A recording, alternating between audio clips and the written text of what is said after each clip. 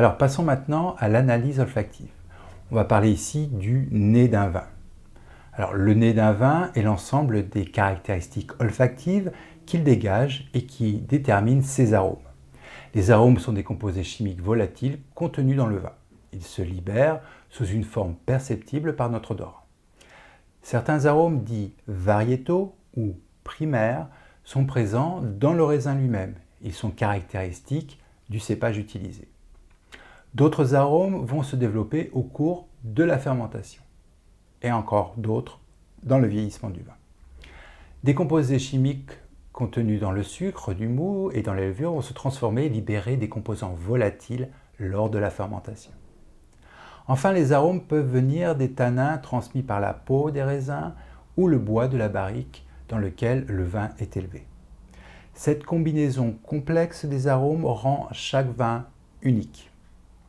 Quand vous commencez à sentir le vin, pensez de grand à petit.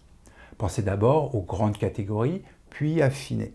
Par exemple, sentez-vous des fruits. Ces arômes de fruits sont-ils des fruits rouges? Ces fruits rouges vous rappellent-ils la cerise? Peut-être même pouvez-vous identifier la variété de cette cerise, griotte, aigre douce ou autre chose. Il y a 3 étapes de perception de l'ensemble de cette palette aromatique d'un vin. Tout d'abord, le premier nez. Il révèle les arômes typiques du cépage. Humez le vin au repos après l'ouverture de la bouteille. Les arômes les plus volatiles vont s'exprimer en premier. Ce sont ce qu'on appelle les arômes primaires. Certains cépages ont une identité spécifique marquée par leurs arômes primaires. Par exemple, le Gewürztraminer est reconnaissable par ses arômes dominants de litchi. Le pinot noir se caractérise par ses arômes de cerise, cassis, poivre. Le deuxième nez révèle les arômes typiques du terroir. Il se fait après avoir légèrement agité le vin par un mouvement circulaire du verre. Voilà, ce qui favorise l'oxydation puisque la surface du vin est plus large et en contact de l'air. Se libèrent alors des arômes plus lourds, qui sont ceux produits par les levures au cours de la fermentation.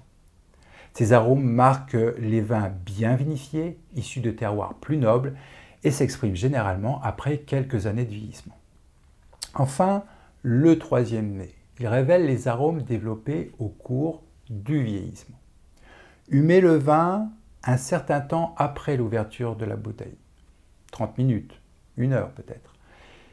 Il a eu le temps de respirer et libère alors les arômes les plus subtils. Ces arômes sont issus de la transformation des tanins, des arômes primaires et secondaires après des années de vieillissement.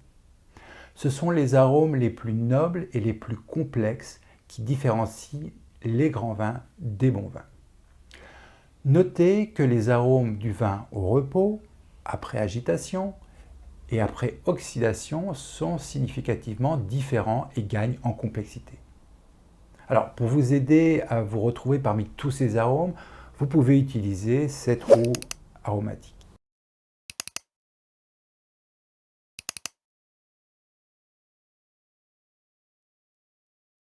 En résumé, les arômes primaires sont dérivés du raisin et comprennent les fruits, les herbes et les notes florales.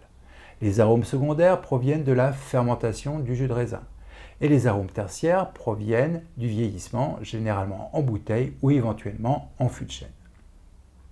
Alors, dans la prochaine capsule, vous apprendrez à goûter le vin. À tout de suite!